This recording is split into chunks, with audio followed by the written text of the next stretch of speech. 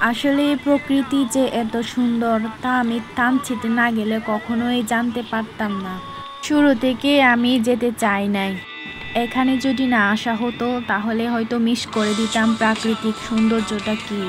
তাই আমি বলবো প্রতিদিন চার দেওয়ালের মাঝে না থেকে আপনারা যখনই সময় পাবেন প্রকৃতির মাঝে হারিয়ে যাবেন। এটা হচ্ছে সেই রাজা পাথর যার সৌন্দর্য দেখতে আমরা সুদূর থেকে ছুটে গেছি।